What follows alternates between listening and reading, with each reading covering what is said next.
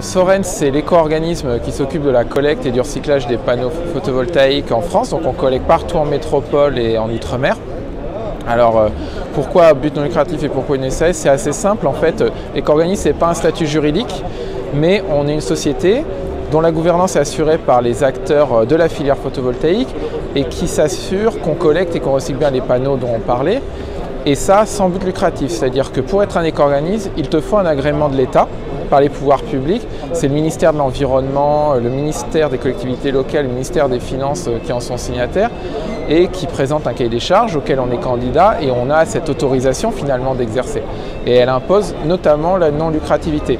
Mais c'est une très bonne chose en fait parce que la non-lucrativité, c'est aussi de dire que c'est un problème ou en tout cas une solution, une opportunité pour toute la filière photovoltaïque. Demain, moi j'aime bien prendre l'exemple du Pepsi. Si je te dis que Pepsi c'est cancérigène, tu ne vas pas te ruer chez Coca-Cola. Et ben, les panneaux photovoltaïques, si demain il y a quelqu'un qui fait n'importe quoi, ça fait du mal à tout le monde en fait. Et donc c'est non lucratif parce que ce n'est pas un objet de concurrence ou de différenciation entre les acteurs de la filière. Il faut qu'on soit tous exemplaires et il faut qu'on fasse les choses correctement pour le client final, pour le consommateur, pour le citoyen. Et la non lucrativité, ça sort finalement le côté concurrentiel et qui pourrait être aussi la tentation de faire les choses moins chères, pourquoi pas, mais peut-être moins bien. Voilà. Ce qui ne veut pas dire qu'on fait n'importe quoi à n'importe quel prix, mais que la discussion prend aussi une dimension qui est différente, qui est plus sur les performances environnementales, qui permet aussi de soutenir l'économie sociale et solidaire. On fait beaucoup d'insertion. Voilà. Est-ce que ça veut dire que tu t'inscris dans un principe de bien commun?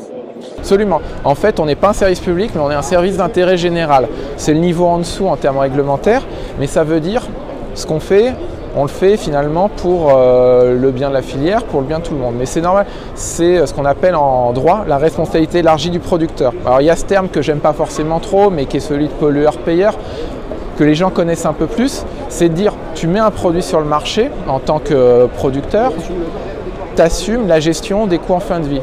Ça veut dire que demain, si tu mets un produit très néfaste pour l'environnement et tu as une externalité négative qui est importante, ben toi en tant que producteur, tu vas la subir finalement. Ça ne va pas être un coût qui va être socialisé.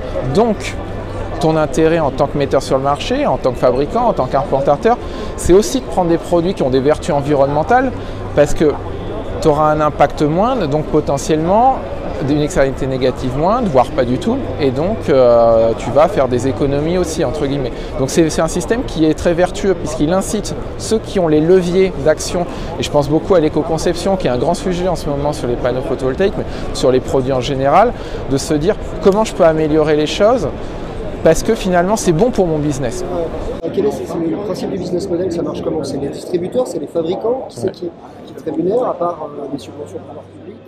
Alors on n'a aucune subvention des pouvoirs publics pour commencer. Alors le business model d'un éco-organisme c'est assez simple.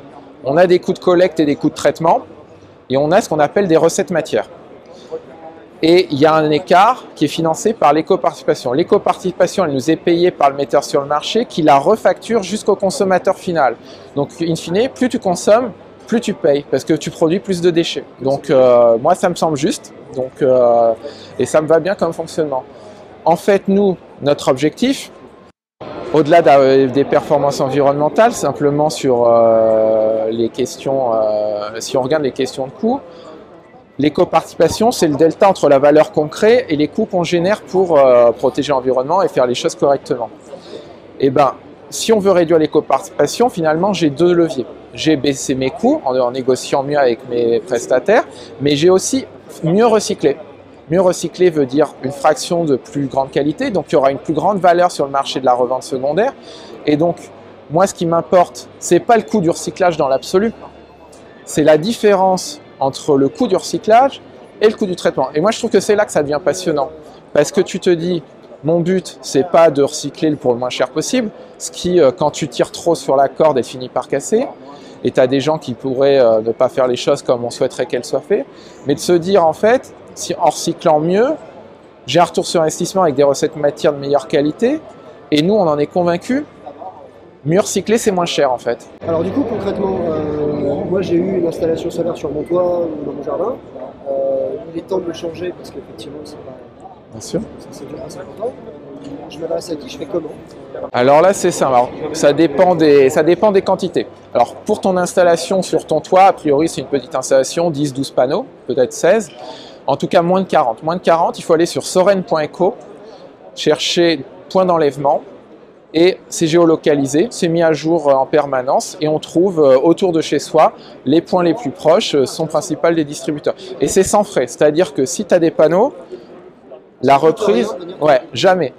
Parce qu'en fait, tu as payé l'éco-participation. Donc, c'est pas gratuit, mais c'est sans frais au moment où tu veux t'en défaire. Mais comme quand tu te défais d'une pile, d'une ampoule, tu vas dans ton supermarché local, on ne te pose pas de questions, voilà, tu la déposes, c'est fait. Et ben, c'est pareil.